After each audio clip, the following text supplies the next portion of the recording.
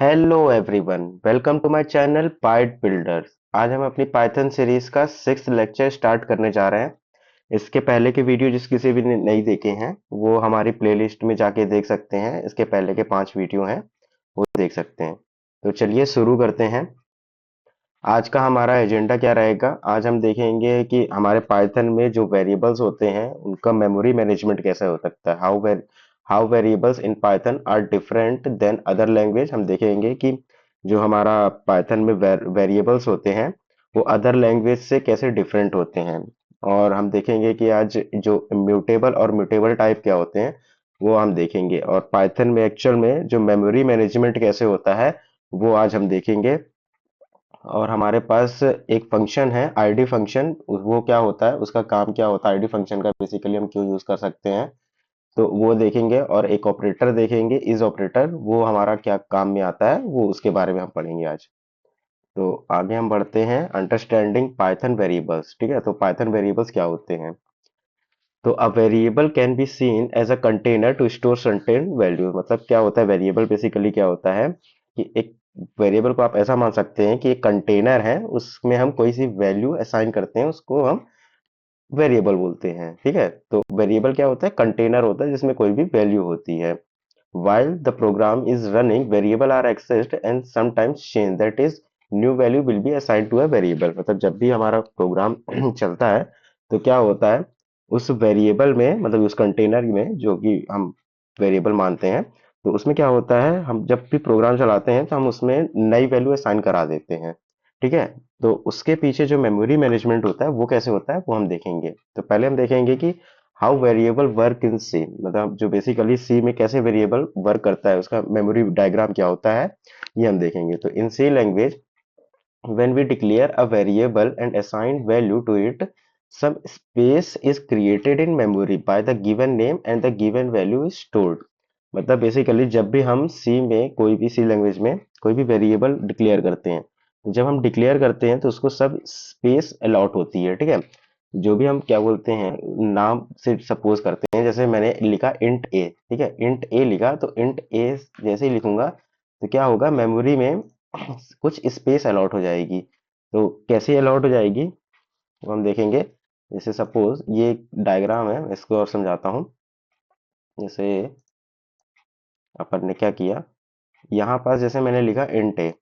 ठीक है, मैंने क्या लिखा, ये इंट ए लिखा। इंट ए जैसे ही मैंने लिखा तो क्या होगा, यहाँ पास एक मेमोरी में ऐसे एक स्पेस अलॉट हो जाएगी। ठीक है, स्पेस अलॉट हो जाएगी, और इस स्पेस में जैसे मैंने लिखा int a is equal to 42, तो यहाँ पास 42 हो जाएगा, यहाँ 42 ऐसे लिख देंगे। ठीक है, तो अब ये क्या है, ये एक वैल्यू हो गई है। ये जो हमारी एक है, ये क्या है, ये हमारी वैल्यू है।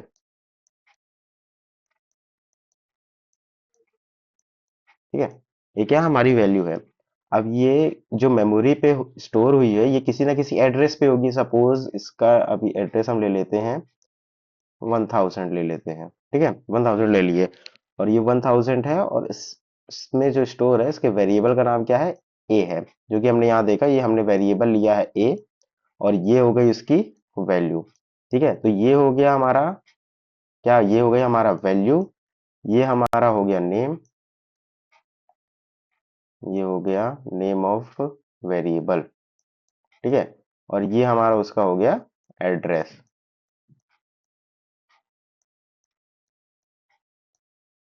ठीक है, ये हमारा एड्रेस हो गया इसका। ठीक है, एड्रेस ऑफ ए, ये हो गया एड्रेस ऑफ ए। ठीक है, ये हमारा बेसिकली ऐसे होता है। अब हम अगला केस देखते हैं, हमारा केस 1 हुआ। ठीक है, तो अब बेसिकली इसमें क्या होता है, now if we declare another variable with the same value, then again the same process will take place. Suppose जैसे हमने बी किया, तो अब सपोज क्या होगा, देखो मैं इसमें समझाता हूँ। जैसे मैंने एक वेरिएबल लिखा इंट ए, हमने क्या किया था, इंट ए किया था। इंट ए में हमने क्या असाइन किया था, 42। ठीक है, अब उसी तरह मैंने, तो इसका पहले मैं डायग्राम यहाँ बनाता हूँ। ठीक है, इसका डायग्राम बनाएगा, ये कैसे बनेगा, ये एक मेमोरी हो गई, ये हमारी मेमोरी हो गई, इसमें 42 असाइन हो गया। ठीक है, 42, और इसका एड्रेस क्या है, ये 1000। ठीक है, ये क्या है, ये हो गया हमारा एड्रेस हो गया, एड्रेस ऑफ ए। ठीक है, ये एक एड्रेस है और ये हो गया वेरिएबल का नाम, तो ये क्या है, नेम हो गया।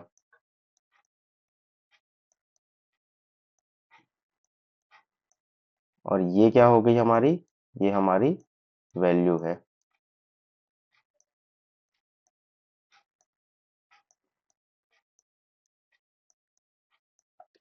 ठीक है, तो ये हमारा अभी जैसे ही हमने क्या बोलते हैं लिखा था, क्या लिखा था, ए इंट ए इज इक्वल में, हमने लिखा था इंट ए इज इक्वल में 42, जैसे ही हमने ये लिखा तो हमारा क्या बोलते हैं मेमोरी पे ये कुछ ऐसा डायग्राम बनता है। ठीक है, ये हमारी वैल्यू होती है, ये किसी ना किसी एड्रेस पे होगी। इस तरह सपोज हमने एक एग्जांपल ले लिया है, 1000 इसका एड्रेस है और इनका इस एड्रेस का जो क्या बोलते हैं नेम है वो ए है। ठीक है, तो ये हमारी उसकी ए की वैल्यू हो गई।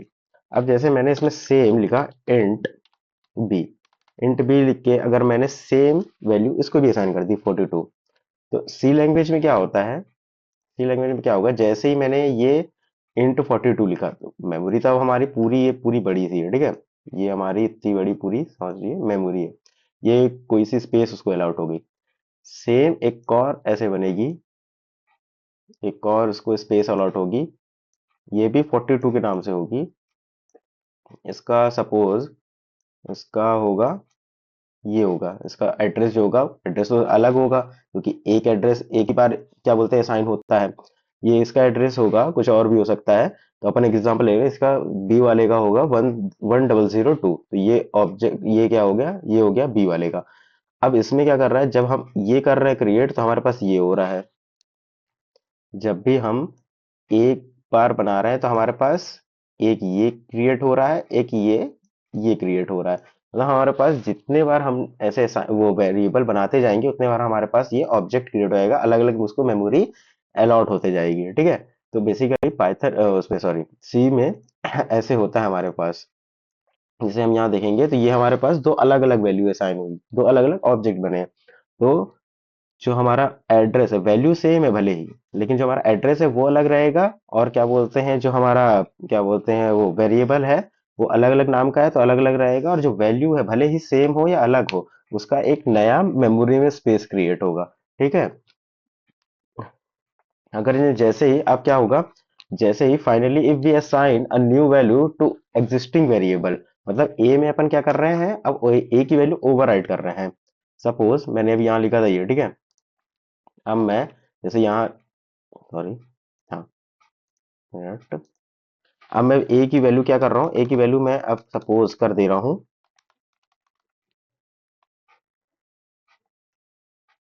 ए की वैल्यू मैंने कर दी वाप चेंज कर दिया, ओवरराइट कर दी, 43 कर दी। तो अब ये क्या करेगा, अब ये क्या करेगा, ये करेगा, ये देखेगा इसी वाले इसको ऑब्जेक्ट को, ये जो इसकी वाली एड्रेस है इसमें देखेगा, इसमें ए की वैल्यू 43, तो अब इसको 43 को कट करेगा, अब इसकी जगह 42 को कट करेगा, 43 कर देगा। ये इसी में ओवरराइड करेगा, ये एक नया ऑब्जेक्ट नहीं क्रिएट करेगा, क्यों, क्योंकि हमने सेम वेरिएबल की वैल्यू चेंज की है।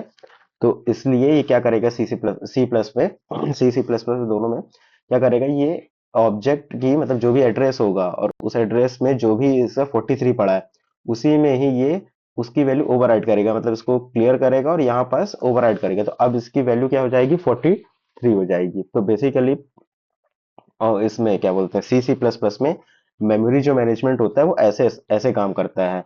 जो मेमोरी होती है उसको अलग अलग स्पेस अलॉट नहीं करेगी, उसमें क्या करेगी, अगर वेरिएबल का नाम सेम है तो वो क्या करेगी, उसी वेरिएबल को ओवरराइड कर देगी एक नए वैल्यू से। ठीक है, जैसे अपन यहाँ देख सकते हैं एग्जांपल में, तो इसने क्या किया, इसने 43, यहाँ पर 6000 एड्रेस पे हमारा 42 था, उसने क्या किया, इसने ओवरराइड कर दिया है।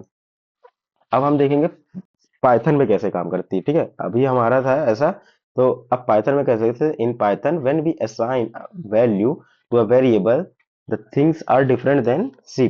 ठीक है, तो सी से जैसे अभी मेमोरी मैनेजमेंट होता था हमारा, क्या होता था, हमने क्या देखा, जैसे हमने एक ऑब्जेक्ट बनाया, सॉरी एक वेरिएबल लिया 42, उसको असाइन किया, ठीक है ना, उसमें वैल्यू, तो मेमोरी में क्या हुआ, एक स्पेस एलोकेट हुई, ये वाली कौन सी वाली हुई, ये वाली स्पेस एलोकेट हो गई। इसमें क्या वैल्यू आई थी, सबसे पहले 42 थी, 42 थी, ठीक है।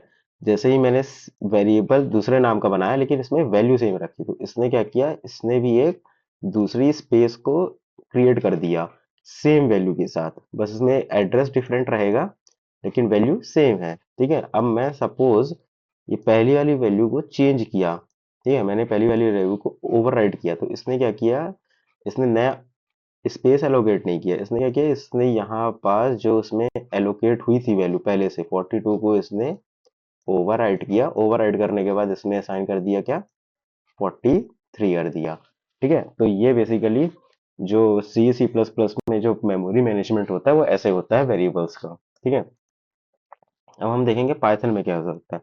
तो suppose if we write a is equal to 42 in python, then python will create two things। ठीक है, पाइथन में दो चीज बनेगी, क्या क्या बनेगी, पहली होगी an object in heap memory holding the 42। ठीक है, एक ऑब्जेक्ट बनेगा हीप मेमोरी में जो कि 42 को अपने पास होल्ड करेगा, and a reference called a which will point two this object. ठीक है, एक रेफरेंस बनेगा जो कि ए कहलाएगा, जो ए हम लोग लिखे हैं ना, जो भी वेरिएबल का नाम लिखे हैं वो एक रेफरेंस कहलाएगा जो किसको पॉइंट करेगा, उस ऑब्जेक्ट को पॉइंट करेगा जो हमारे हीप में बना है। अपन इसका मेमोरी डायग्राम देखते हैं ये कैसे बनेगा। तो अपन देखते हैं, एक मिनट, हाँ अपन देखते हैं, मैं नोटपैड को लेता हूँ। तो अपन देखते हैं इसका मेमोरी डायग्राम कैसे बनेगा। तो सपोज मैं इस सबको क्लियर कर देता हूँ। ठीक है, एक मिनट इसका फॉन्ट कुछ बड़ा कर देता हूँ। तो हमने देखा यहाँ पास क्या हो गया, जस्ट अ सेकेंड।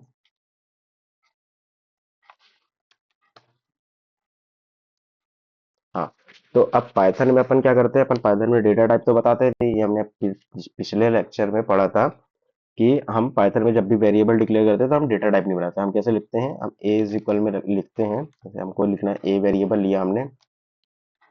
ठीक है, और उसमें असाइन करवा दिया सपोज 42। ठीक है, क्या होता है पाइथन में डायनेमिकली वेरिएबल की डेटा टाइप असाइन होती है, मतलब वो बताता है, जैसे हमने अभी लिखा ए इज इक्वल में 42 लिखा, तो ये अगर जैसे हम प्रोग्राम रन करेंगे तो ये ए जो हमारा होगा वो इंट हो जाएगा, और इसकी क्या बोलते हैं, हम क्या बोलते हैं, ऐसे करके अगर लिखेंगे ए इज इक्वल में स्ट्रिंग में लिख दिए सपोज बाइट लिख दिया, तो अब इसकी अगर यहाँ अपन इसके बाद अगर चेक करेंगे, यहाँ पास अगर हम प्रिंट लगा के चेक करें सपोज, तो यहाँ पास इसकी क्या आएगी, टाइप क्या आ जाएगा, वो आ जाएगा स्ट्रिंग आ जाएगा। ये हमने अपने पिछले लेक्चर में पढ़ाई है। ठीक है, तो अब हम आगे बढ़ते हैं, ये देखते हैं अब सपोज पाइथन में क्या होगा। देखो पाइथन में जैसे ही मैं ए इज इक्वल में 42 लिखूंगा, सबसे पहले क्या होगा, सबसे पहले ये हमारी सपोज मेमोरी, ठीक है, ये हमारी मेमोरी है। अब इसमें क्या होगा, हमारी हीप मेमोरी है, ठीक है, हमारी हीप मेमोरी में क्या होगा, एक ऑब्जेक्ट क्रिएट होगा, ये हमारा एक ऑब्जेक्ट क्रिएट होगा, इस ऑब्जेक्ट में क्या वैल्यू रहेगी, ये रहेगी 42। ठीक है, अब इस ऑब्जेक्ट की वैल्यू हो गई 42, ये हो गई क्या, वैल्यू।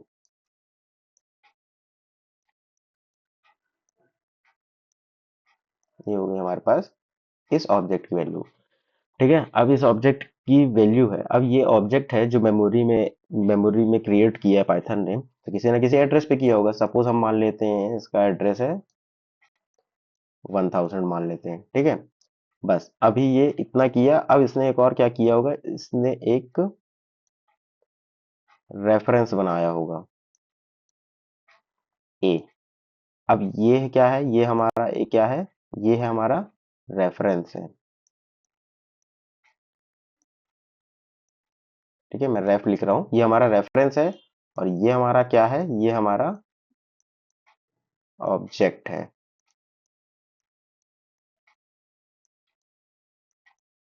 ठीक है, तो बेसिकली अब क्या होगा, ये हमारा रेफरेंस है, ये हमारा ऑब्जेक्ट है। तो पाइथन में क्या करेगा जैसे ही हम a इज इक्वल 42 लिखा तो हमारा एक ऑब्जेक्ट बना 42 का, ये हमारा 42 का ये क्या है, ये एड्रेस है। ठीक है, ये हमारा क्या है, एड्रेस है, address of object, address of OBJ. ठीक है, ये हमारा ऑब्जेक्ट है, तो ये क्या करेगा, ये इस इस एड्रेस को पॉइंट करेगा। ठीक है, ये इस एड्रेस को पॉइंट करेगा, मतलब ए किसको पॉइंट करेगा, ए 1000 को पॉइंट करेगा और उससे उसकी वैल्यू फेच करेगा। तो पाइथन में ऐसे ही बनता है, ठीक है, ऐसे मेमोरी डायग्राम बनता है। अब सपोज मैंने यहाँ क्या लिखा, मैंने लिखा बी, मैंने बी लिखा, मैंने बी लिखा, बी इज इक्वल में लिखा 42। अब जैसे ही मैं ये लिखूंगा और पाइथन में जैसे ही रन करूंगा तो पाइथन क्या करेगा, पाइथन क्या करेगा, पाइथन ये तो जैसे ए के लिए ये आ गया और मैंने बी भी लिख दिया, अब बी लिख दिया तो उस वो क्या करेगा, एक नया रेफरेंस बनाएगा। अब वो ऑब्जेक्ट नहीं बनाएगा, हमने देखा था हमारे सी में क्या कर रहा था, वो बी के लिए भी एक और ऑब्जेक्ट बना रहा था, ठीक है, एक और 42 की मेमोरी स्पेस एलोकेट कर रहा था, लेकिन वो ऐसा नहीं करेगा, वो क्या करेगा एक और, अब वो बी नाम का एक रेफरेंस बनाएगा। क्यों, क्योंकि उसकी वैल्यू सेम है। ये क्या है हमारा, ये हमारा रेफरेंस, ये रेफरेंस है, और वो क्या करेगा, ये बी जो रेफरेंस है वो सेम इस ऑब्जेक्ट के एड्रेस को पॉइंट करने लगेगा। तो बेसिकली अब जब भी कोई भी वेरिएबल असाइन होगा 42 से, तो वो क्या करेगा, उस वेरिएबल के नाम का एक रेफरेंस बनाएगा। सपोज एक और वेरिएबल अगर वो बना सी नाम का, उसमें भी 42 असाइन होगा, तो ये भी क्या करेगा, ये भी 1000 के ऑब्जेक्ट के एड्रेस को पॉइंट करेगा, ठीक है, ये भी 1000 को पॉइंट करने लगेगा। अब एक और ट्विस्ट की बात क्या आती है, अपन देखेंगे, अपन ने यहाँ देखा था, सपोज मैं क्या करता हूँ, मैं करूंगा यहाँ a इज इक्वल में 43 करूंगा, ठीक है। अब जैसे ही मैं ये a इज इक्वल में 43 कर दिया, तो आप लोग समझिएगा, ध्यान से समझिएगा ये होगा क्या। जैसे ही मैं a इज इक्वल में 43 करूंगा तो अब वो क्या करेगा पाइथन, मैं ये जैसे ही रन करूंगा तो उसने ये सब तो बना के रखा ही होगा, क्योंकि उसने ये पहले बनाया होगा, इसका इसका बनाया होगा। अब जैसे उसको समझ में आ रहा है कि अच्छा 43 एक नया वैल्यू असाइन हुआ है एक को, तो वो क्या करेगा, वो यहां से इसका रेफरेंस हटा देगा, ये रेफरेंस हटाएगा, सबसे पहले ये रेफरेंस हटाएगा, ऑब्जेक्ट नहीं हटाएगा, ये याद रखना, ऑब्जेक्ट ये यहाँ बस यही रहेगा। इस ये एक मिनट, मेमोरी थोड़ी मैं और बड़ी बना लेता हूँ अपनी, हाँ, ठीक है, तो ये ऑब्जेक्ट एज इट इज रहेगा, ऑब्जेक्ट को कुछ नहीं करेगा, वो क्या करेगा, एक नया ऑब्जेक्ट बनाएगा, नया ऑब्जेक्ट बनाएगा। वो क्या करेगा, नया ऑब्जेक्ट 43 के नाम से आएगा। ये कौन सा हमारा है, ये हमारा, एक मिनट, ये हमारा हो गया,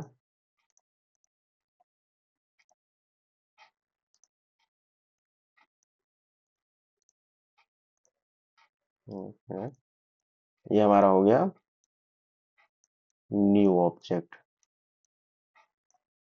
ठीक है, ये हमारा न्यू ऑब्जेक्ट हो गया। इसकी सपोज लोकेशन होगी 1005, कुछ भी हो सकती है, अपन एग्जांपल मार रहे हैं। ये एक नया ऑब्जेक्ट बनेगा, जैसे ही मैं ए इज इक्वल में 43 लिखूंगा तो इसका 43 वैल्यू के साथ एक नया ऑब्जेक्ट बन जाएगा, और पाइथन क्या करेगा, अब इस वाले को, इस वाले रेफरेंस को इस ऑब्जेक्ट के एड्रेस से पॉइंट करा देगा, ठीक है। तो अब वो किस किस एड्रेस को पॉइंट करने लगेगा, वो 1005 को पॉइंट करने लगेगा।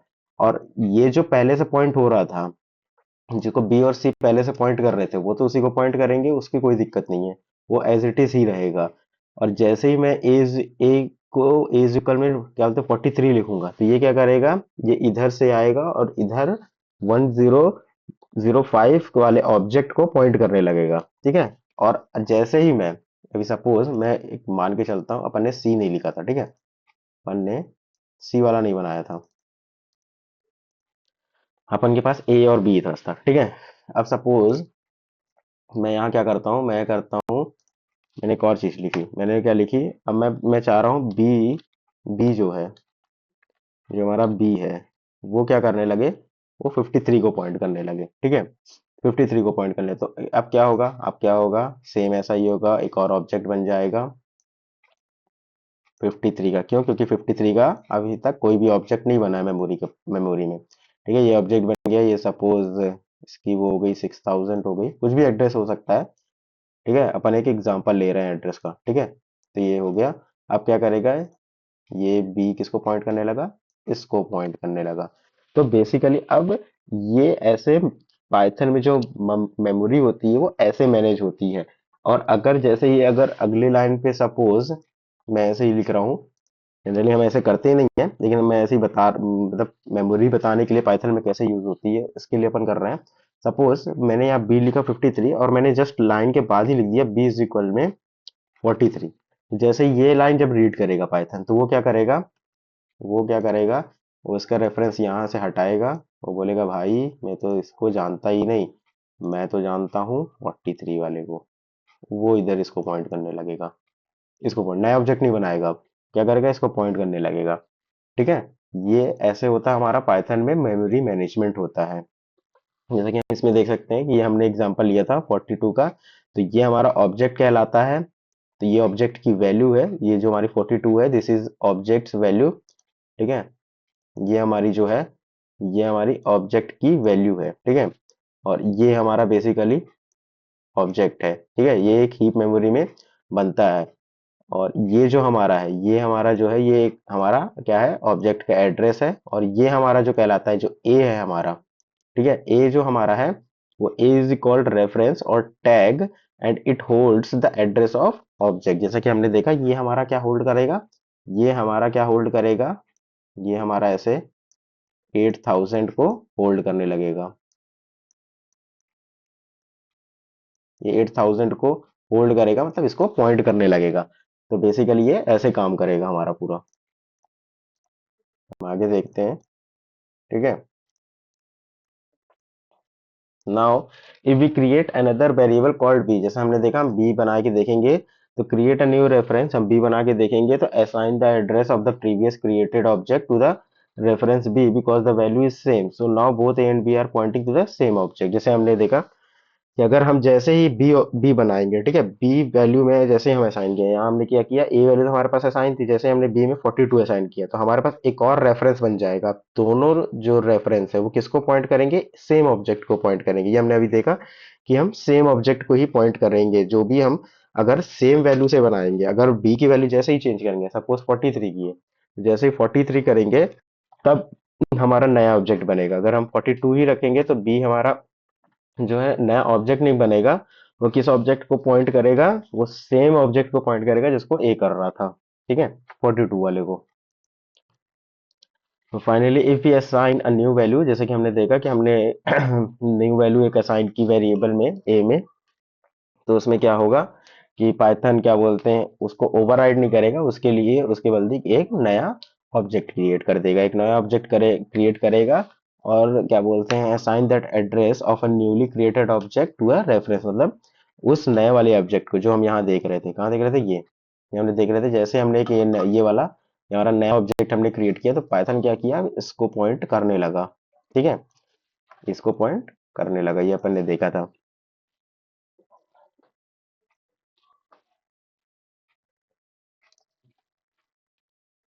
तो आगे देखेंगे, जैसे कि हमने एग्जांपल में भी देखा था कि हम जब एक नया क्या बोलते हैं वैल्यू असाइन करेंगे, हमने अभी तक 42 किया था, जैसे हमने 43 किया, तो क्या करेगा, अब पाइथन उसको ओवरराइड नहीं करेगा। जैसे सी सी प्लस प्लस में ओवरराइड कर देता था ऑब्जेक्ट में, वैसे वो ओवरराइड नहीं करेगा। वो क्या करेगा, वो एक नया क्या बोलते हैं ऑब्जेक्ट क्रिएट करेगा, और उस ऑब्जेक्ट को क्या बोलते हैं ए जो है वो पॉइंट करने लगेगा। ठीक है, तो जो रेफरेंस है ए, वो अब दूसरे ऑब्जेक्ट को पॉइंट करने लगेगा जो कि 43 वाला पाइथन ने क्रिएट किया होगा मेमोरी में। ठीक है। तो this behaviour of object in Python is called immutability. मतलब क्या बोलते हैं इम्यूटेबल, क्या होते हैं, in other words when we can not change the value of an object we say it is immutable, otherwise we say it is mutable. Basically हमारे पास दो चीजें होती हैं, इम्यूटेबल, क्या म्यूटेबल और इम्यूटेबल। तो जब भी हम किसी ऑब्जेक्ट की वैल्यू चेंज नहीं कर पाते हैं, जैसे हम जो हमारा मेमोरी में क्या हो रहा था, ऑब्जेक्ट बन रहा था, मैं डायग्राम देता हूँ। ये क्या है, ये हमारा ऑब्जेक्ट है हमारा, अब इसकी वैल्यू हम चेंज नहीं कर पा रहे हैं, हम इसकी वैल्यू चेंज नहीं कर पा रहे हैं, इसकी बदले हम क्या हो रहा था, एक नया ऑब्जेक्ट क्रिएट हो रहा था। ठीक है, तो ऐसे ऑब्जेक्ट को, या फिर ऐसे उसको हम क्या बोलते हैं, ऐसे ऑब्जेक्ट को हम क्या बोलते हैं, इम्यूटेबल बोलते हैं। हम क्या इम्यूटेबल बोलते हैं, इम्यूटेबल मतलब क्या होता है, जिस भी ऑब्जेक्ट की हम वैल्यू चेंज ना कर पाए, और जिसकी वैल्यू हम चेंज कर पाए उसको हम म्यूटेबल बोलते हैं। तो जैसे हम सी प्लस प्लस या सी की बात करें, तो उसमें क्या हो रही थी, वैल्यू ओवरराइड हो रही थी, तो उसको हम म्यूटेबल बोल सकते हैं। लेकिन पाइथन में जो ऑब्जेक्ट्स हमारे हैं, तो वो क्या है, हमारे इम्यूटेबल है। ठीक है, तो objects of built in types int, like जैसे कि हमारे पास लाइक होता है क्या क्या, इंट होता है, बूल होता है, फ्लोट होता है, कॉम्प्लेक्स होता है, ये सारे हमारे इम्यूटेबल है। क्यों? क्योंकि हम इसकी वैल्यू चेंज नहीं कर सकते हैं।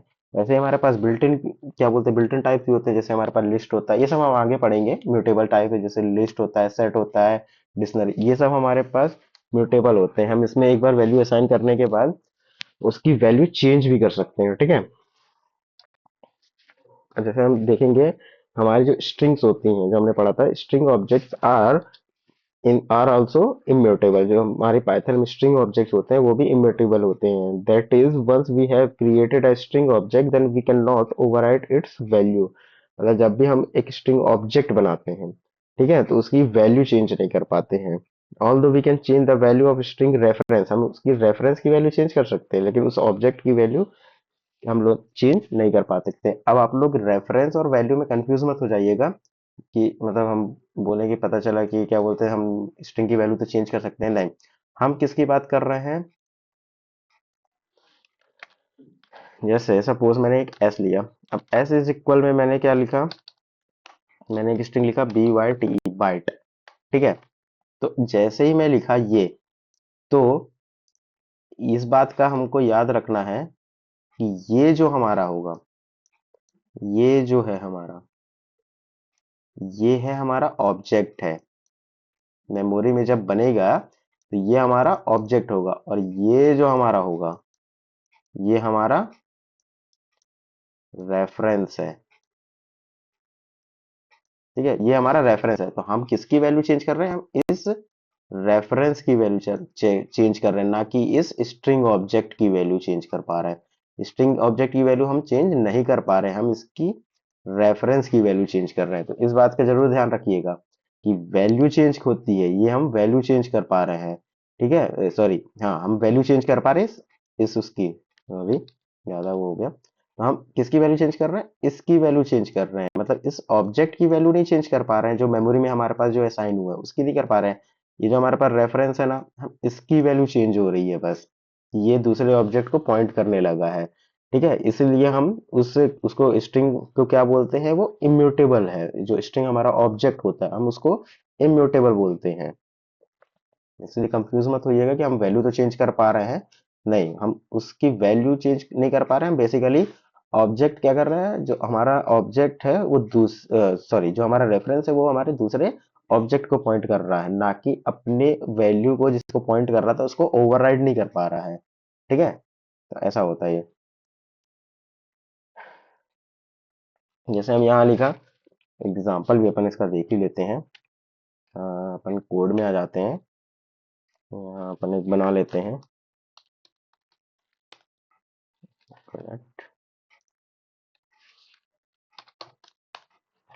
ठीक है, जैसे सपोज, स्क्रीन भी क्लियर कर लेता हूँ। अपन ने क्या लिखा? मैंने एक स्ट्रिंग ले ली। स्ट्रिंग क्या ले ली?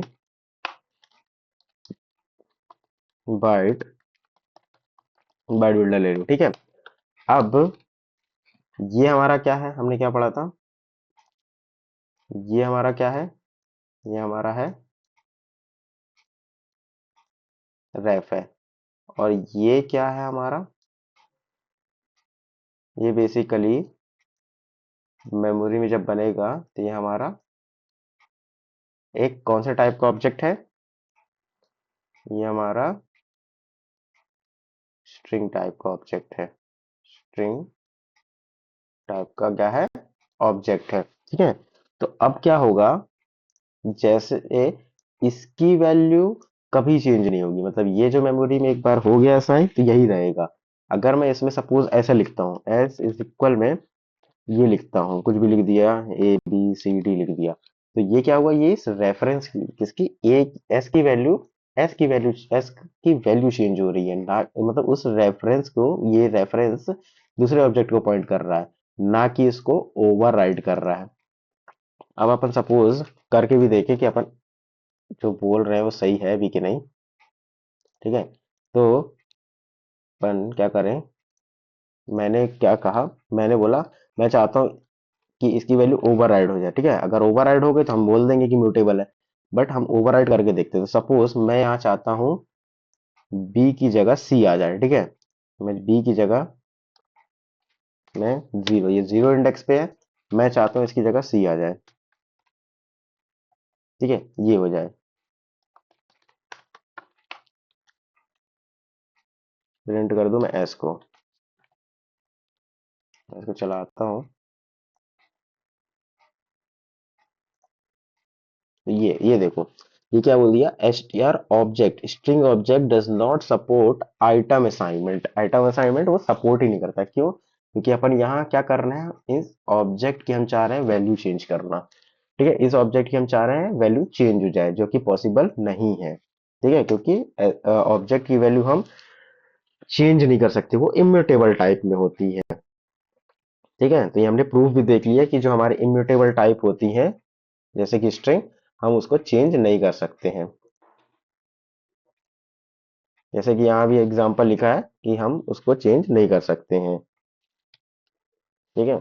तो following data types in Python are mutable, ठीक है। ये हमारे पास जो कुछ डेटा टाइप होती है जो म्यूटेबल होती है, जिसको हम चेंज नहीं कर सकते, जैसे इंट हो गया, फ्लोट हो गया, बूल, स्ट्रिंग, टपल। टपल हम बाद में पढ़ेंगे अपने आने वाले लेक्चर पे, कॉम्प्लेक्स हमने पढ़ा है। रेंज हो गया, रेंजिंग फंक्शन होता है जो हम, ये भी हमने आगे वाले लेक्चर में हम सारी चीजें पढ़ेंगे, फ्रोजन सेट क्या होते हैं, बाइट्स क्या होते हैं, ठीक है। ये हम अपने आगे आने वाले लेक्चर्स में देखेंगे कि ये सब क्या होते हैं। तो अभी ये याद रख लीजिए, ये जितनी भी टाइप डेटा टाइप्स होती हैं वो सारी हमारी क्या होती है, इम्यूटेबल होती हैं। वैसे ही हमारे पास लिस्ट हो गया, डिक्शनरी हो गया, सेट हो गया, बाइट एरे हो गया, ये हमारे पास म्यूटेबल होती हैं। क्यों? क्योंकि हम इसकी वैल्यू, इसके ऑब्जेक्ट की वैल्यू चेंज कर पाएंगे, ठीक है।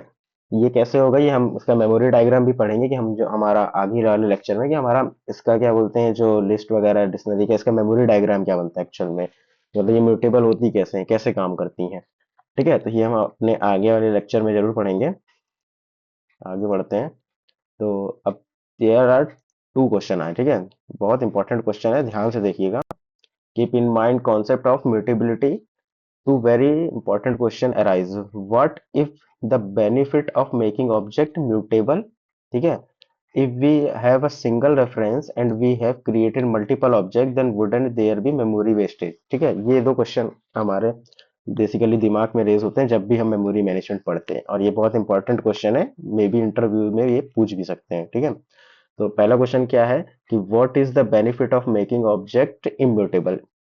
हम किसी भी ऑब्जेक्ट को इम्यूटेबल बनाने का फायदा क्या होता है। और जो हमारा सेकंड क्वेश्चन है, if we assign a single reference, क्या है, if we have assigned single reference and we create multiple objects, then wouldn't there be memory wastage। जैसा कि हमने भी यहाँ देखा कि रेफरेंस तो एक है, ठीक है, ये रेफरेंस है, अगर इसकी वैल्यू पहले क्या थी, 42 थी, ठीक है। अगर मैंने जैसे इसकी वैल्यू चेंज कर दी, क्या हो गई, 43 हो गई। तो ये एक मेमोरी में पहले ये तो असाइन था, और अब एक और मेमोरी ने स्पेस क्रिएट की, ये क्रिएट की, तो क्या ये मेमोरी वेस्टेज नहीं हुआ? तो इसका जवाब हमारे अगले स्लाइड में है। पहले हम देखते हैं बेनिफिट ऑफ इम्यूटेबिलिटी, ठीक है, ये क्या होते हैं। The main benefit of immutability is that it prevents unnecessary creation of new object.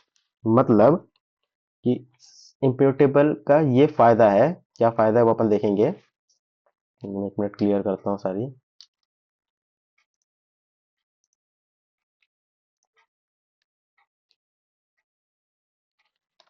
ठीक है।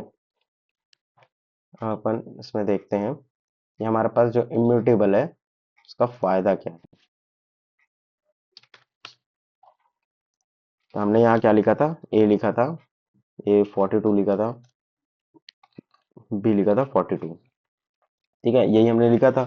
अब जो पाइथन है, पाइथन क्या करेगी, दो ऑब्जेक्ट नहीं क्रिएट करेगी, rather it create one object and makes दो दो रेफरेंस बनाएगी। क्यों? क्योंकि हमने दो अलग अलग वेरिएबल लिए हैं, तो एक ही ऑब्जेक्ट के दो अलग अलग रेफरेंस बनाएगी, ठीक है। अगर वो इम्यूटेबल होते तो क्या होता, उसमें वो ओवरराइड कर सकता था। सपोज जैसे ही क्या बोलते हैं, मैंने अगर यहाँ इम्यूटेबल बनाया होता, जैसे ही अपन ने देखा था, हमने क्या लिया था, एक स्ट्रिंग ली थी और उसको क्या बोलते हैं, मैंने कुछ यहाँ दिया था, बाइट दिया, अगर ये म्यूटेबल होता तो क्या होता, जैसे ही मैं इसकी वैल्यू अगर चेंज करना चाहता तो वो इस ऑब्जेक्ट की वैल्यू, इसकी वैल्यू चेंज हो जाती, ठीक है, इसकी वैल्यू चेंज हो जाती।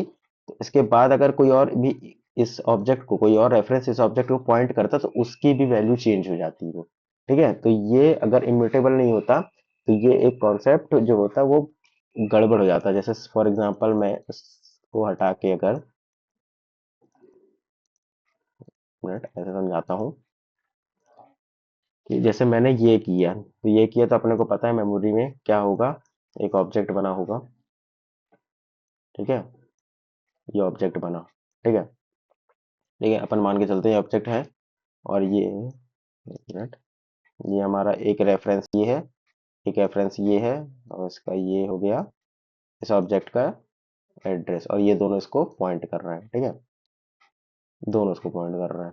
ऐसा होता है अपना। अभी अगर सपोज मैं इसकी, क्या बोलते हैं, ये अगर सपोज इम्यूटेबल नहीं होता, ये होता क्या होता, म्यूटेबल टाइप में होता, ठीक है, म्यूटेबल टाइप में होता।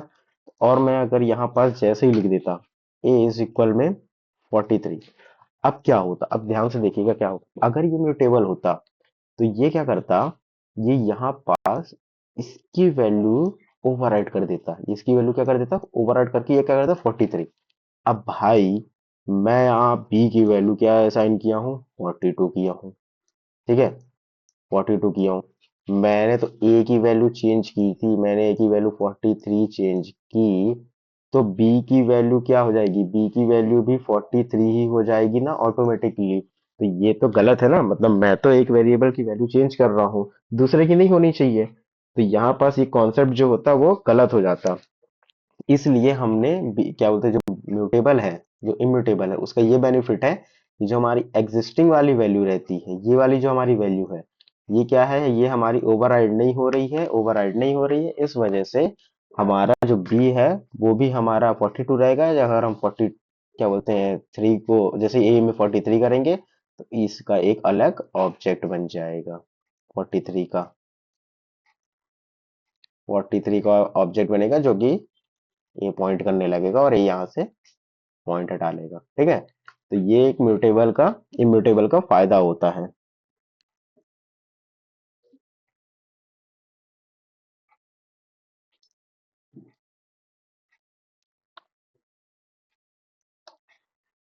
ये क्या होता है हमारे, उसका फायदा होता है।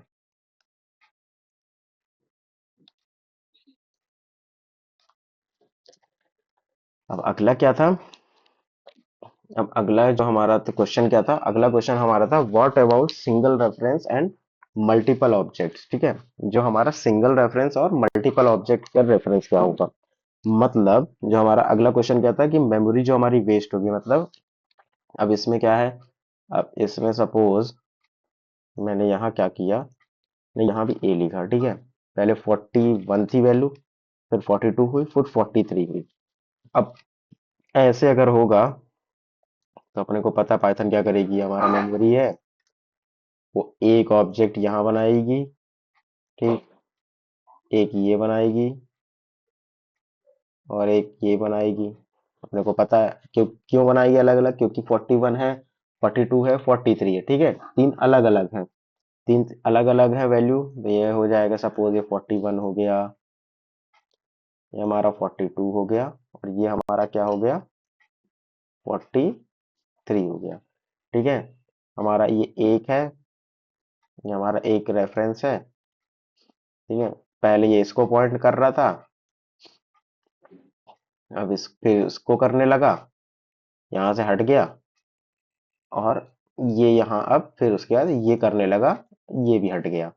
तो इससे क्या होगा, इससे क्या होगा, इससे तो हमारी मेमोरी वेस्ट हो रही है, क्यों, क्योंकि ये वाला तो ऑब्जेक्ट ऐसा ही पड़ा रह गया मेमोरी में, ये दोनों ऑब्जेक्ट तो ऐसे ही पड़े रह गए, ये इस बस को पॉइंट कर रहा है। तो इसके लिए हमारे पास एक नया कॉन्सेप्ट आता है पाइथन में, हमारे पास क्या आता है नया कॉन्सेप्ट, तीन नई चीज हमारे पास आती है, ठीक है। इस चीज के लिए before understanding what will happen to previous two object we need to understand three important technology, ठीक है। हम तीन बहुत ही बहुत ज्यादा, क्या बोलते हैं, जो मेमोरी में काम आती है, जो बेसिकली इंटरव्यू में पूछे जाते हैं, ये तीन इंपॉर्टेंट टर्म्स हैं। गार्बेज ब्लॉक क्या होता है पहला, दूसरा होता है द गार्बेज कलेक्शन, और तीसरा होता है रेफरेंस काउंटिंग। ठीक है, ये क्या होते हैं पहले अपन ये समझते हैं, फिर हम अपने पुराने वाले क्वेश्चन में आएंगे। ठीक है, पहले देखेंगे द गार्बेज ब्लॉक क्या होता है। तो in Python if an object is not being referred by any reference then such objects are called garbage blocks. ठीक है, तो गार्बेज ब्लॉक क्या होता है कि वो ऑब्जेक्ट जिसको कोई भी रेफरेंस पॉइंट नहीं कर रहा है, उन ऑब्जेक्ट्स को हम क्या बोलते हैं, गार्बेज ब्लॉक्स। तो हमारे केस में हम देखें, जैसे हमारे केस में ये हमारा क्या है, ये हमारा रेफरेंस है, ये हमारा रेफरेंस है, और ये सब हमारे क्या हैं, ये हमारे ऑब्जेक्ट्स हैं। ठीक है, ये तीनों हमारे ऑब्जेक्ट हैं, ये हमारे क्या हैं, ऑब्जेक्ट्स हैं तीनों। ठीक है, तो उन ऑब्जेक्ट्स को जिनको हमारा रेफरेंस पॉइंट नहीं कर रहा है, जिसको हमारा ऑब्जेक्ट रेफरेंस जिस ऑब्जेक्ट को पॉइंट नहीं कर रहा है, उस ऑब्जेक्ट को हमारे केस में वो ऑब्जेक्ट कौन है, 41 42। 41 42 को क्या बोलेंगे हम लोग, हम बोलेंगे, हम क्या बोलेंगे, हम बोलेंगे गार्बेज, गार्बेज ब्लॉक। क्या बोलेंगे, गार्बेज ब्लॉक। उनको सॉरी, उनको हम क्या बोलेंगे, गार्बेज ब्लॉक। जिन ऑब्जेक्ट को हमारा रेफरेंस पॉइंट नहीं करता है, छोड़ देता पॉइंट करना, जिस जो हमारे केस में क्या है, हमारे केस में 41 और 42 है। हमारे केस में क्या है, 41 है, 42, ये दोनों हमारे क्या कहलाएंगे, ये दोनों हमारे कहलाएंगे गार्बेज ब्लॉक। ठीक है, तो गार्बेज ब्लॉक क्या होता है, सबसे पहले अपन ने ये देख लिया कि वो ऐसे ऑब्जेक्ट जिनको कोई भी रेफरेंस पॉइंट नहीं कर रहा है, कोई भी रेफरेंस पॉइंट नहीं कर रहा है, उसको हम गार्बेज ब्लॉक कह देंगे। ठीक है, यहाँ तक हो गया, बढ़िया हो गया। ये उसका भी सेम एग्जाम्पल है। ठीक है, अब अपन देखेंगे अगला क्या होता है, गार्बेज कलेक्शन। गार्बेज कलेक्शन क्या होता है, the garbage collection is the process of cleaning the computer memory which was used by running program when the program no longer needs that memory। तो बेसिकली इसका मतलब क्या हुआ, गार्बेज कलेक्शन वो क्या क्या होता है, वो प्रोसेस होती है जो कंप्यूटर की मेमोरी क्लीन करने के में काम होती है, जब भी हमारा कोई भी पाइथन का कोड रन करता है। ठीक है, जैसे ही हमारा पाइथन का कोड रन हुआ, अब जैसे सपोज रन हुआ, तो रन होने के बाद कुछ वेरिएबल अपन डिक्लेयर करते हैं। वेरिएबल डिक्लेयर करने के बाद अगर उस चीज का, उस क्या बोलते हैं, उस प्रोग्राम चलते चलते उस चीज का, उस वेरिएबल का हमें यूज नहीं है, ठीक है, तो गार्बेज कलेक्शन क्या करता है, उस उस मेमोरी को क्लीन करने का काम करता है, ताकि हमारी जो मेमोरी है वो फुल ना हो और मेमोरी स्पेस बचता रहे। ठीक है, तो बेसिकली गार्बेज कलेक्शन क्या होता है, garbage collection is a memory management feature in many programming language. ठीक है, तो ये एक मेमोरी मैनेजमेंट फीचर होता है। तो और अब मैं बोल रहा हूँ कि गार्बेज कलेक्शन जो होता है वो क्लीन तो करता है, तो उसको पता कैसे चलता है, तो हमारे पास यहाँ आता है reference counting. The process of memory management in Python is straight forward. ठीक है, जो मेमोरी मैनेजमेंट होता है वो पाइथन में वो स्ट्रेट फॉरवर्ड होता है। ठीक है, अब मैं बोल रहा हूँ सपोज यहाँ पास जो हमारे पास ये ऑब्जेक्ट है, ठीक है, मैं थोड़ा इसको क्लीन कर देता हूँ, थोड़ा सा ज्यादा गंदा हो गया, मैंने इसको क्लीन किया। ठीक है, हाँ, अब जैसे सपोज हमारे पास ये हमारे क्या हो गए, ये हमारे गार्बेज ब्लॉक हो गए। अब देखना, अब क्या है हमारे पास, क्या आएगा, गार्बेज कलेक्शन आएगा। गार्बेज कलेक्शन क्या करेगा, हमारा कोड चल रहा है, सपोज हमारा यहाँ बहुत सारी लाइन का कोड लिखा है। ठीक है, यहाँ हमारा सपोज 5000 लाइन का कोड लिखा है, 5000 लाइन का कोड लिखा है। ठीक है, ऊपर से कोड कोड आ रहा है, आ रहा है, आ रहा है। अब वो देख रहा है, अब वो इनकी जरूरत तो नहीं है, क्यों नहीं है, क्योंकि ये तो गार्बेज ब्लॉक हो गए हैं। गार्बेज ब्लॉक में मतलब कि अब इनको कोई भी रेफरेंस पॉइंट नहीं कर रहा है। तो जो हमारा गार्बेज कलेक्शन आएगा बोलेगा अच्छा ये हमारा मेमोरी में स्पेस खा रहे हैं, अच्छा खा रहे हैं स्पेस, तो क्या करेगा, वो बोलेगा जब स्पेस खा रहे हैं तो इसको हटाओ, मेमोरी से इसको हटाओ, तो वो क्लीन करेगा। अब वो क्लीन कैसे करेगा ऑब्जेक्ट्स को, उसको कैसे पता भाई कि कौन सा वाला ऑब्जेक्ट है, उसको कोई भी क्या बोलते हैं, उसके ऑब्जेक्ट को कोई भी रेफरेंस पॉइंट नहीं कर रहा है, ऐसा कौन सा ऑब्जेक्ट है जिसको कोई भी रेफरेंस पॉइंट नहीं कर रहा है, गार्बेज कलेक्शन को कैसे पता चलेगा? यहाँ पास हमारा पिक्चर में आता है रेफरेंस काउंटिंग। रेफरेंस काउंटिंग क्या होता है? Python handles its object by keeping a count to the number of reference each object in the program. मतलब जितने भी ऑब्जेक्ट होते हैं उनको कितने नंबर ऑफ रेफरेंस हैं वो पॉइंट कर रहे हैं उस ऑब्जेक्ट को, उसका पाइथन क्या करती है? एक काउंट रखती है, इसको हम रेफरेंस काउंट बोलते हैं, ठीक है। In simple word it means each object store how many reference are currently referring it. मतलब बेसिकली सपोज यहाँ पर जो हमारा ये ऑब्जेक्ट है दोनों, ठीक है, ये हमारा ये हमारा ऑब्जेक्ट है, ठीक है। जैसे मैं इसका शुरू से डायग्राम बनाता हूँ, एक मिनट रुकना।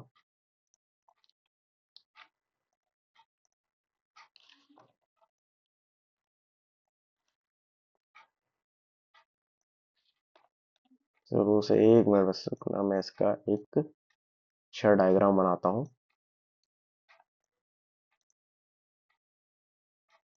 ठीक है। अब ये क्या होगा, शुरू में मैंने सपोज मैंने जैसे ही लिखा, ये हमारा जैसे मैंने ये लिखा, ठीक है। अब हमारा पाइथन प्रोग्राम रन हुआ है, जैसे ही रन हुआ उसने क्या किया, सबसे पहले एक ऑब्जेक्ट बनाया, इसमें 41 रखा, और यहाँ एक रेफरेंस क्रिएट किया होगा इसने, ठीक है। इसका समझ लीजिए 100 है और एड्रेस, ठीक है। यहाँ पास इसने एक रेफरेंस बनाया और ये यहाँ 100 आ गया, ठीक है। इसको क्या कर रहा है? पॉइंट कर रहा है, ये किया होगा, ये हमारा क्या है? रेफरेंस है, और ये हमारा क्या है? ऑब्जेक्ट है।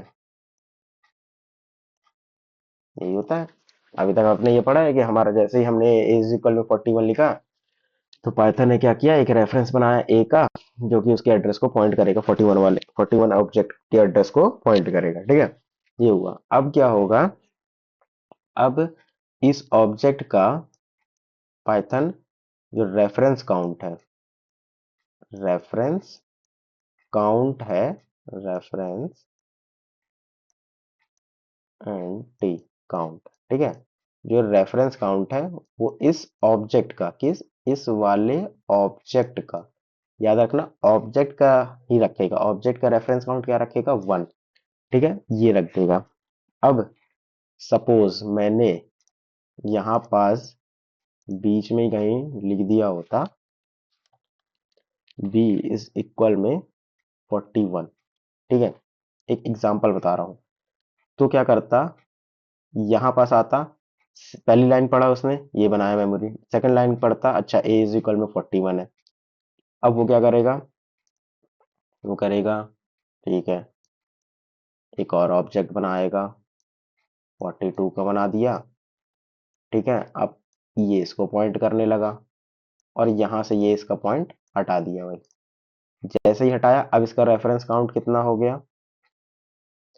अब इसका रेफरेंस काउंट हो गया 0, ठीक है, 0 हो गया।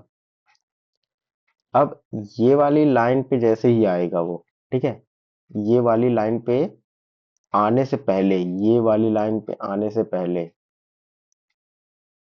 इसका काउंट 0 हो गया, तो ये यहाँ से हट जाएगा। क्या हट जाएगा? ये हमारा जो गार्बेज कलेक्शन होगा वो देखेगा रेफरेंस काउंट क्या है इस ऑब्जेक्ट का। इस ऑब्जेक्ट का जैसे ही रेफरेंस काउंट उसको 0 मिलेगा, वो क्या करेगा? इस ऑब्जेक्ट को डिलीट कर देगा, ठीक है। अगर इससे पहले ये बी अगर यहाँ लिखा होता, यहाँ पास असाइन हुआ होता, तो वो नहीं करता। तो जैसे यहाँ असाइन होता, पहला वाला पढ़ा, दूसरा वाला बी पढ़ा, तो उसने वो क्या करता, वो एक और रेफरेंस बना के इसको पॉइंट करा देता, तो इसकी वैल्यू 1 की जगह 2 हो जाती। और जैसे ही ये यहाँ से 42 असाइन करता, जैसे ये अगली लाइन पे ये 42 असाइन करता, तो इसकी वैल्यू वापस से 1 हो जाती, तो डिलीट नहीं करता। लेकिन ये यहाँ पास असाइन है 41, तो ये पहले डिलीट करेगा, उसके बाद एक नया, फिर यहाँ पास इसके लिए बी के लिए एक नया ऑब्जेक्ट बनाएगा, ठीक है। तो ये बात याद रखना, अगर अपन बी ऐसे लिखते तो ऐसे पाइथन में मेमोरी मैनेज होगी। अभी अपन जो हमारा पुराना केस था उसको हम देखते हैं। हमारा पुराना केस क्या था? हमारा पुराना केस था, बी नहीं था हमारे पुराने केस में, ठीक है। हमारे केस में बी नहीं था, ये मैंने एक बी का भी एग्जांपल बताया है। हमारे केस में क्या था, एक ही वेरिएबल था, उसमें 42 असाइन हुआ। ठीक है, पाइथन अब नेक्स्ट लाइन पढ़ेगा। पहले पाइथन ने ये पढ़ी, अब ये पढ़ाएगा। जैसे ही सेकंड लाइन पढ़ेगा वो बोलेगा अच्छा, ये यहाँ से भाई अपना नाता तोड़ो भाई इस ऑब्जेक्ट से, ये बोलेगा। क्यों? क्योंकि अब तुम्हारे में 42 वैल्यू आ गई है। अब तुम उसी को पॉइंट करो जो 42 हो। 42 नहीं है तो उसका नया ऑब्जेक्ट बनाएगा। नया ऑब्जेक्ट बना, अब ये इसको पॉइंट करने लगा। जैसे ही इसको पॉइंट करेगा, इसकी वैल्यू हो जाएगी क्या, जीरो। इसकी वैल्यू जैसे ही जीरो हो जाएगी, हमारा गार्बेज कलेक्शन फिल्म में आएगा, और वो क्या करेगा, वो इसको पूरे को क्या करेगा, ऑब्जेक्ट को भाई मेमोरी से ही हटा देगा। वो बोलेगा भाई अब तुम्हारा कोई काम ही नहीं है, तुम मेमोरी से जाओ। और फिर जैसे ही अब ये अगली लाइन चलेगी, ये तीसरी, ये इसको पॉइंट करना बंद करेगा, एक और नया ऑब्जेक्ट बनाएगा यहाँ पास 43 वाला, और वो इसको पॉइंट करने लगेगा और इसको मेमोरी से हटा देगा। ठीक है, ये ऐसे काम करेगा अगर अपन जो एक ही वेरिएबल में अलग अलग वैल्यू असाइन करें तो। इससे हमारा क्या होगा, इससे हमारा जो हमारा मेमोरी वेस्टेज हम सोच रहे थे होगा, तो पाइथन का जो गार्बेज कलेक्शन होगा वो रेफरेंस काउंट के थ्रू उस एक्स्ट्रा मतलब वेस्टेज मेमोरी को वो क्या करेगा, पीछे से क्लियर करता जाएगा, अल्टिल अनलेस उस ऑब्जेक्ट को कोई और अदर रेफरेंस पॉइंट ना करे। जैसे ही उसका रेफरेंस काउंट जीरो होगा, जो हमारे केस में हुआ, वैसे ही गार्बेज कलेक्शन ने क्या किया, उसको उसको मेमोरी से क्लीन कर दिया। ठीक है, ये हमारा होता है गार्बेज कलेक्शन। तो this count is updated when the program run time and when it reaches zero, मतलब जैसे ये जीरो पहुंचेगा, this means it is not reachable from the program any more, hence the memory for this object can be reclaimed and be freed by the interpreter। जो हमारा interpreter होता है वो क्या करेगा, गार्बेज कलेक्शन जाएगा, वहां पास रेफरेंस काउंट देखेगा, वो बोलेगा जीरो हो गया, और वैसे ही वो उसको मेमोरी से डिलीट कर देगा। ठीक है, क्या कर देगा, डिलीट कर देगा। जैसे हमने ये देखा था ए ऑब्जेक्ट में 10 था, तो जो हमारा पुराना क्वेश्चन था। ठीक है, हमने एक नया भी देखा था, जो हमने अब क्या किया, यहाँ पास बी कर दिया। तो पहले हमारा क्या था, द ऑब्जेक्ट 10 हैज एक रेफरेंस काउंट, जैसे हमने ए इज इक्वल में लिखा था, हमने बी लिखा, बी इज इक्वल में 10। तो क्या किया उसने, बी इज इक्वल में 10 जैसे ही लिखा, इसका मैं एक और एग्जांपल यहाँ पर आके दिखा देता हूँ। बी वाला हमने अच्छे से देखा नहीं था, इसका एक और बढ़िया से एग्जांपल बताता हूँ मैं। ठीक है, अब यहाँ पास अपन ने क्या था, यहाँ पास अपन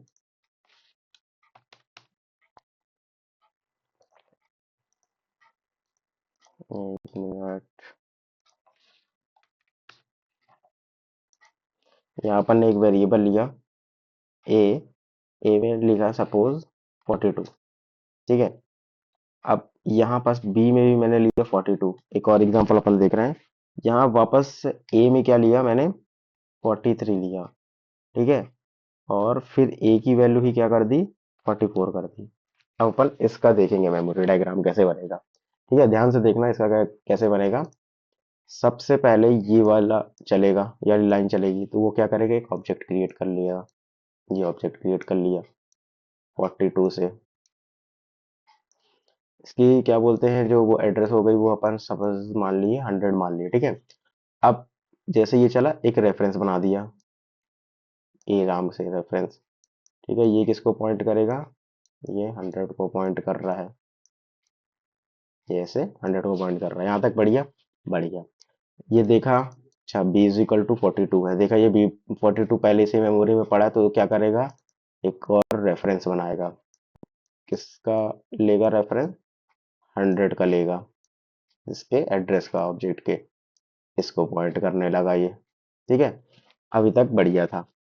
अब क्या हुआ, अब अपन यहाँ देखेंगे, जो इसका रेफरेंस काउंटिंग था, क्या था, रेफ काउंटिंग।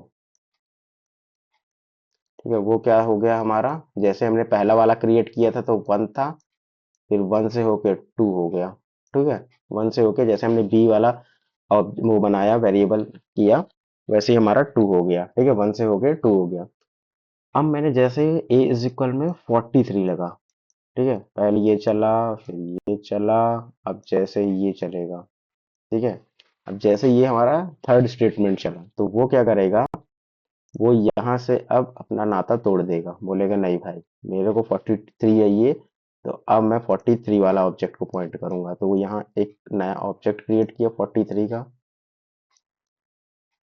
ठीक है, 43 का ऑब्जेक्ट क्रिएट किया, और इसका जो भी एड्रेस होगा, सपोज 100 101 होगा, यहाँ 101 होगा, और ये इसको पॉइंट करेगा, और इसका जो काउंट हो जाएगा वो रेफरेंस काउंट 1 हो गया, और इसका एक हट गया तो इसका वापस से हो गया 1।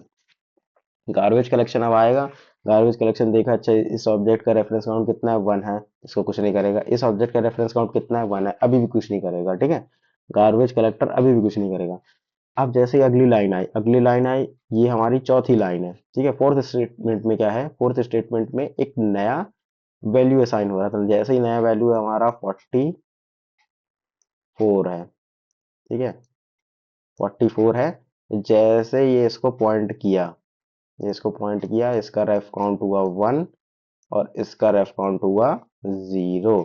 तो जैसे ही इसका रेफ काउंट 0 हुआ मतलब इसको ये वो पॉइंट करना बंद कर दिया है, तो क्या होगा, गार्बेज कलेक्टर आया, बोला अच्छा इस ऑब्जेक्ट का कितना रेफरेंस काउंट 1 है, बढ़िया है, इसका कितना 0, जैसे ही देखा इसका 0, इसको बोलेगा हट भाई मेमोरी से, तुम्हारा मेमोरी में कोई काम ही नहीं है, इसको मेमोरी से क्लियर कर देगा, इसका देखेगा भाई अच्छा इसका एक पॉइंट रेफरेंस है, तो क्या करेगा, इसको बचा के रखेगा, तो बेसिकली ये हमारा जो मेमोरी से ये वाला पार्ट पूरा, ये पूरा गायब कर देगा, मेमोरी से डिलीट कर देगा ये वाला ऑब्जेक्ट, बस ये दो ऑब्जेक्ट बस बचेंगे, 40, कौन सा 44 और 42 बस बचेंगे, ठीक है, तो ऐसे बेसिकली काम करता है हमारा, ये जो हमने देखा है, as soon as the reference count of 10 becomes 0, Python automatically removes the object 10 from the memory। तो जैसे ही वो 10 देखेगा गार्बेज कलेक्शन उसको हटा देगा, ठीक है, तो हमारा जो पुराना क्वेश्चन था कि इस केस में हमारा क्या करेगा, तो इस केस में भी हमारा जैसे ही क्या बोलते हैं गार्बेज कलेक्टर जो है, वो देखेगा कि अच्छा रेफरेंस क्या हुआ, 10 और 20 का 0 हो गया है, तो वो क्या करेगा, उसको मेमोरी से हटा देगा।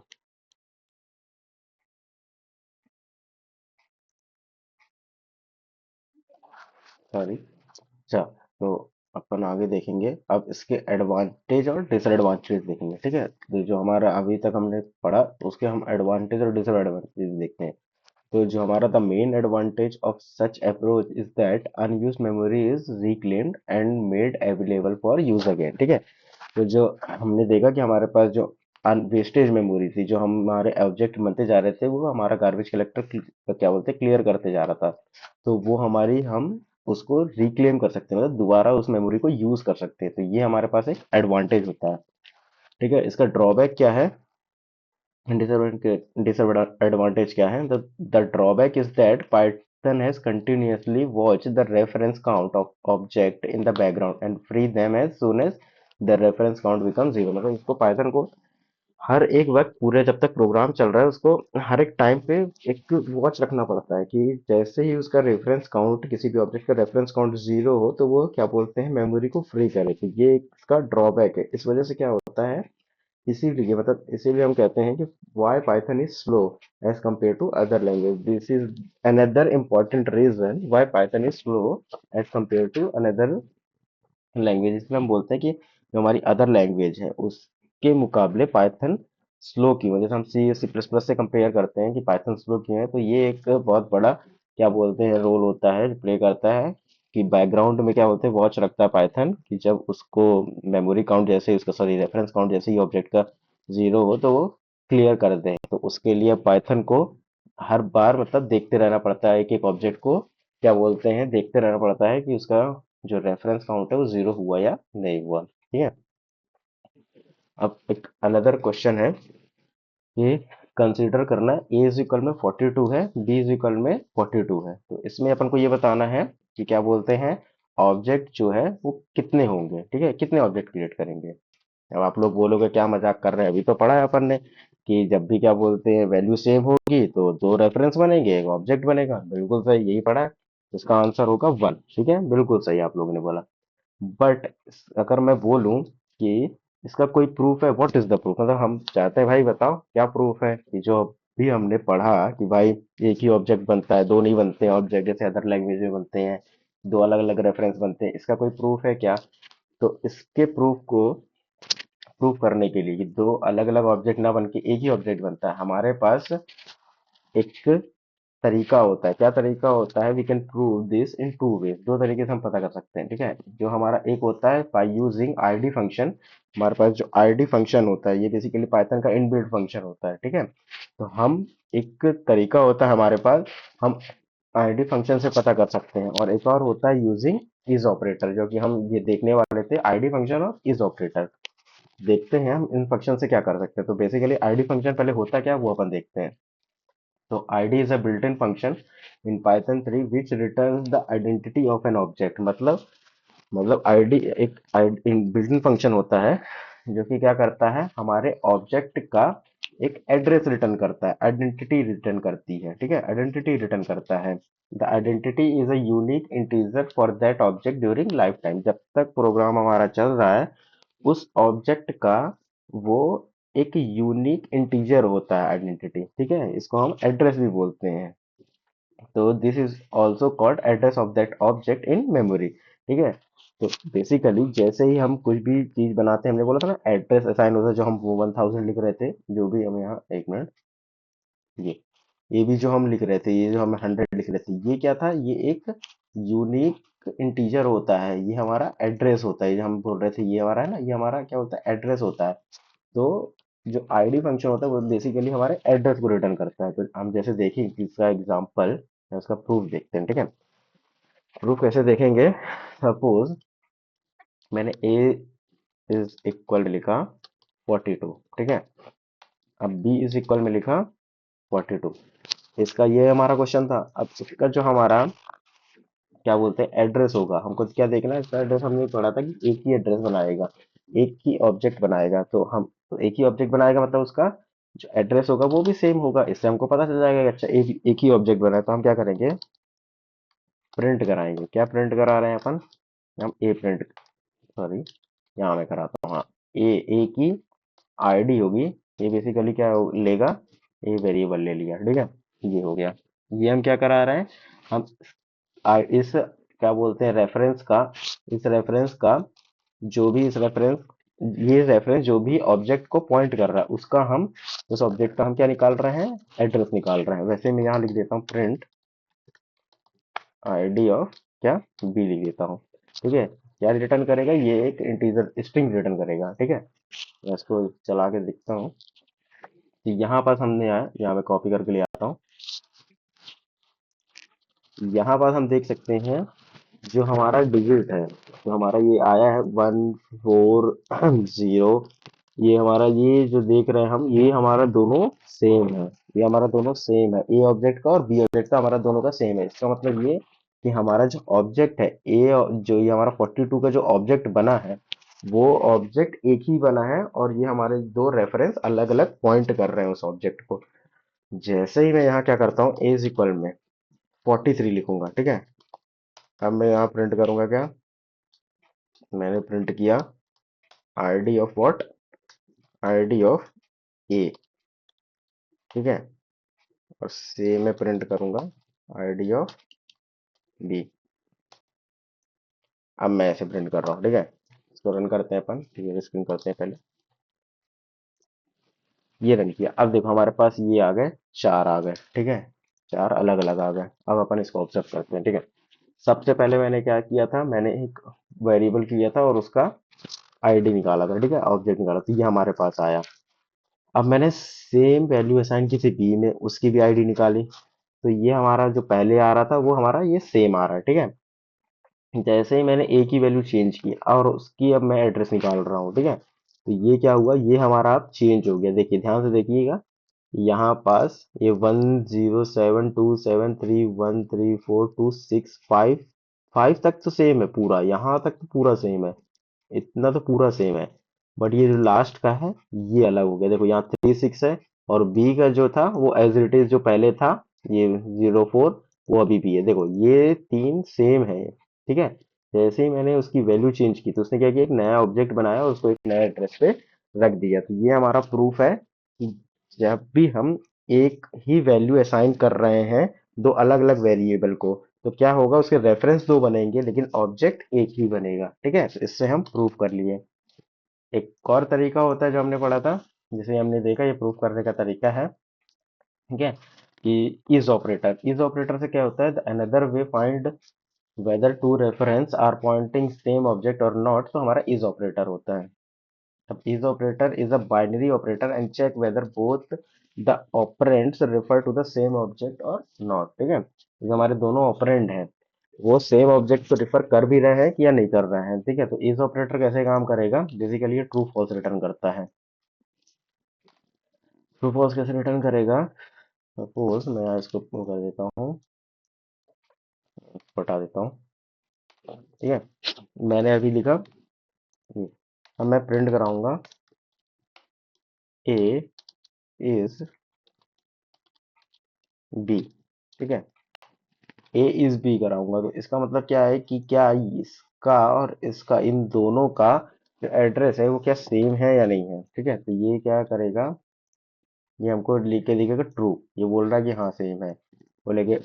अब मैंने क्या किया, अब मैंने जैसे ये किया था यहाँ पास, मैं इसको अनकमेंट करता हूँ। अब मैंने क्या किया, बी ए की वैल्यू चेंज कर दी।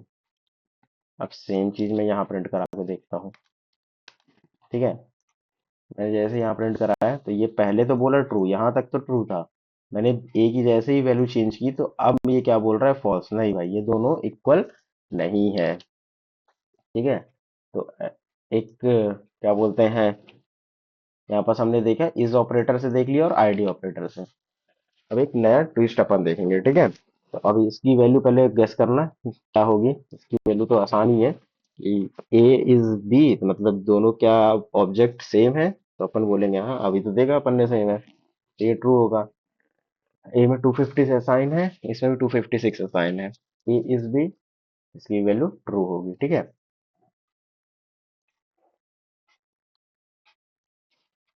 अब अपन अगले क्वेश्चन पे आते हैं। हमारा क्वेश्चन है, ये पहला क्वेश्चन है, -6, ए ए वेरिएबल में -6 असाइन है, बी वेरिएबल में -6 असाइन है, तो अपन देखेंगे कि इसका रिजल्ट क्या आएगा। ठीक है, तो इसका रिजल्ट आप लोग गैस करिएगा, 2 मिनट वीडियो पॉज कर लीजिएगा और फिर गैस करिएगा। ठीक है, तो इसका आप लोगों ने सोचा होगा ट्रू आएगा, लेकिन इसका क्या बोलते हैं, आउटपुट जो है फॉल्स आया। ये क्यों है, ये मैं अभी आगे बताता हूँ। एक और एग्जांपल है हमारे पास, 257 इस 257। ठीक है, तो अब तक तो सभी लोग सोच रहे होंगे कि इसका भी क्या बोलते हैं शायद ट्रू आएगा, लेकिन इसका भी क्या आएगा, फॉल्स आएगा। अब बेसिकली ये क्या हुआ, अभी तक तो हमने पढ़ा था कि भाई अगर वैल्यू सेम होगी तो पाइथन में क्या बोलते हैं, एक ही ऑब्जेक्ट बनाएगा। हमने तो इसका प्रूफ भी देखा था, इस ऑपरेटर से भी देखा था कि भाई ट्रू आता है, ये तो फॉल्स हो गया, ये तो हमने जो पढ़ा था वो गलत हो गया। नहीं, गलत नहीं हुआ।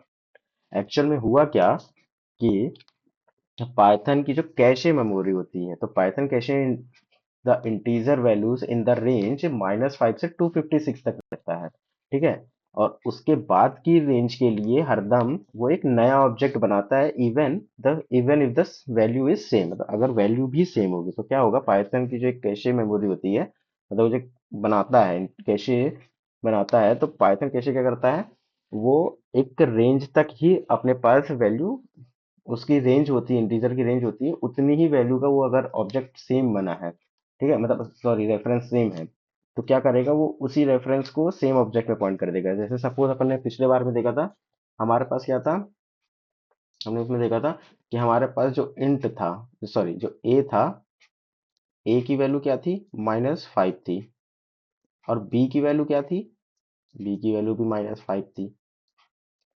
इसके लिए क्या करेगा, इसके लिए इन दोनों का अलग अलग ना करके एक ही ऑब्जेक्ट बनाएगा। ठीक है, इसका एक ही ऑब्जेक्ट बनाएगा, लेकिन इन दोनों केस में क्या करेगा, ये क्या है, इसकी रेंज से बाहर है, इसकी रेंज से बाहर है, भले ही वैल्यू सेम है, लेकिन इसके लिए एक अलग ऑब्जेक्ट बनाएगा और इसके लिए भी एक अलग ऑब्जेक्ट बनाएगा।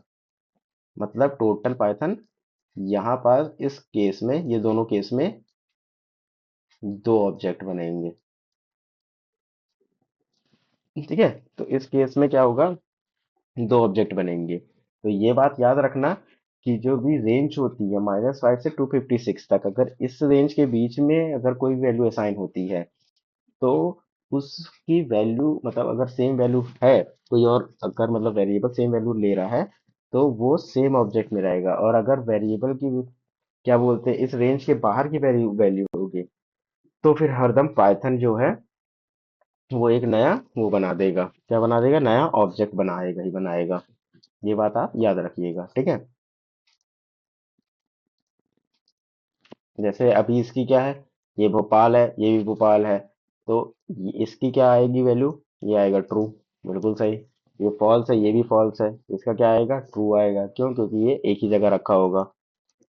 अब ये है एक, ये भी एक और है, ये भी बहुत इंपॉर्टेंट क्वेश्चन है, ठीक है। 1.0 अभी तक तो आप लोग सब लोग सोच ही लिया होगा, इसकी भी वैल्यू क्या आएगी, ट्रू आएगी, लेकिन ऐसा नहीं है। इसकी वैल्यू क्या आएगी, फॉल्स आएगी। और ये जो हमारा कॉम्प्लेक्स नंबर है, अगर हम इसको भी देखेंगे तो इसकी भी हमारी जो ऑब्जेक्ट की वैल्यू आएगी ये भी हमारी फॉल्स आएगी। अब ये क्या हुआ, ये इसलिए हुआ क्योंकि द कॉन्सेप्ट ऑफ कैशिंग और object reusability applies to string and booleans but does not apply to float and complex data type. जो हमारा क्या बोलते हैं कैशिंग का और रीयूजेबिलिटी का, ऑब्जेक्ट रीयूजेबिलिटी का है, वो केवल स्ट्रिंग या बूलियन में अप्लाई होता है, ठीक है। ना कि हमारा जो फ्लोट टाइप का होता है, जो कॉम्प्लेक्स टाइप का होता है, उनको छोड़ के बाकी में अप्लाई होता है। तो हम भले ही 1.0 और 1.0 क्या बोलते हैं दोनों सेम है, ये जो हमारा ये जो हमारा भले ही दोनों सेम है, लेकिन इस दोनों के लिए एक नहीं बनेगा, एक ऑब्जेक्ट नहीं, इसके लिए अलग बनेगा, इसके लिए अलग ऑब्जेक्ट बनेगा। तो ये दोनों के लिए हमारे लिए अलग अलग ऑब्जेक्ट बनेंगे, सेम एज हमारा कॉम्प्लेक्स डेटा टाइप्स के लिए भी ये दोनों के लिए हमारा अलग अलग ऑब्जेक्ट बनेगा, ठीक है। Thank you everyone for watching this video. और अगर आपको कोई भी डाउट है तो आप कमेंट सेक्शन में पूछ सकते हैं। Please like and share this video and subscribe my channel Byte Builder for more videos.